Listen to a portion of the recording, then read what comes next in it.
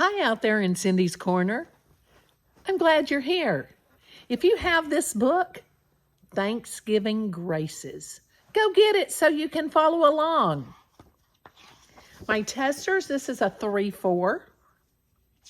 Thanksgiving Graces. Isn't that pretty? Fall, leaves have fallen, colors. Thanksgiving Graces. What does that mean? Grace? What you have? Yes.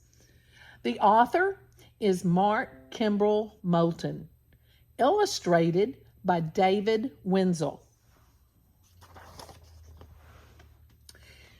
The turkey is in the oven, and the dinner table's set.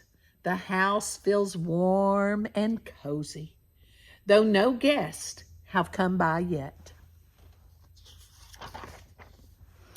I'm helping Mom and Grandma in the kitchen with the pies when Dad bursts through the door and calls out, "Look who's here! Surprise!" "Charlie!" Mom and Graham exclaim. "How wonderful! Come in. You'll stay for dinner, won't you?" Grandma asked him with a grin. Charlie tips his hat and says, "I will on one condition. You'll let me wash those pots and pans and tidy up the kitchen." Come to my house and tidy up my kitchen afterwards. "If you insist," my grandma laughs, "they're yours." My mom agrees, so Dad and I set one more place as Mom starts on the peas. I'm home. The front door opens. It's my older brother, Jim. He's just arrived from college, and he's brought a friend with him. Ahmed, our gales of greetings. Grandpa finds another chair. My sister bends to hug me and then ruffles up my hair. Jim tastes the gravy. "Yum," he says, then lifts another lid and sticks his finger in to taste, just like a little kid. Do you do that? My mother laughs, then asks if he will slice up some tomatoes, as Dad adds milk and butter to his special mashed potatoes. Outside, a horn is beeping. To the window we all run to see my aunt from out of town and her adopted son. "Looks like we'll need a few more chairs," says Grandpa with a wink. "And maybe one more table is in order, come to think." Yeah, their table's out of room. They got to get another table up there. My aunt has brought fresh flowers. Grandma finds a pretty vase as Dad and Grandpa rearrange the room to make more space. The kitchen's growing smaller by the minute. Louder too, with everybody wishing Happy Thanksgiving to you. The coffee pot is perking. Grandma gives the beans a stir. The teapot whistles jollyfully beside the mixer's whirl. The telephone begins to ring. "It's Bonnie," calls my brother. She wants to know if she can bring her cousin and her mother. "Of course," my mom and Dad reply. "We'd love to have them here. We haven't seen the three of them since sometime late last year." Our table grows and grows and grows as more and more stop by. I peer around at everyone and catch my grandma's eye. "What's wrong?" she asks me kindly as she sits me on her knee. I ask her, "Will there be enough?" She smiles. "Of course, you'll see." Do you recall the story of the fishes and the bread?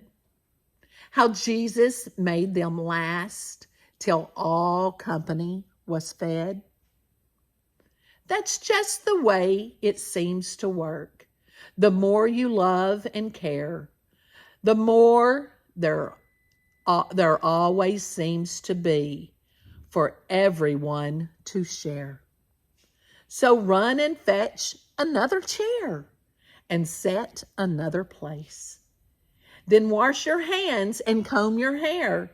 It's almost time for grace. She hugs me close, then rises with a smile to help my mother to carry in the steaming bowls with sister, dad, and brother.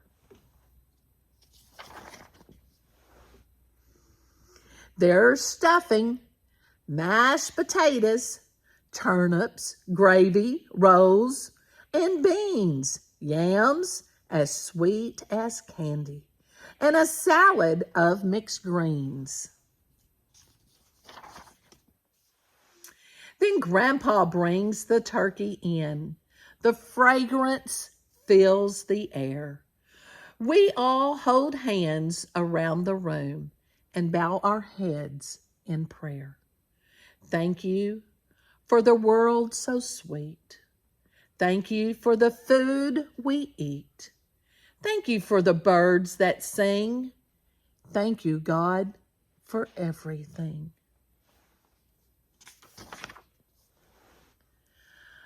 I crack an eye and peek at all our loved ones gathered here. Our friends and family, old and new, whom we hold near and dear. I marvel at the grace my family shows to everyone. It's something to be proud of after all is said and done. Just like that first Thanksgiving, where the native people came to help the pilgrims with their gifts of corn and wild game. And all at once I understand what Grandma really meant, the reason why we gather for this annual event. We're thanking God for all our gifts He graciously provides, for food and health and happiness and safe, warm firesides.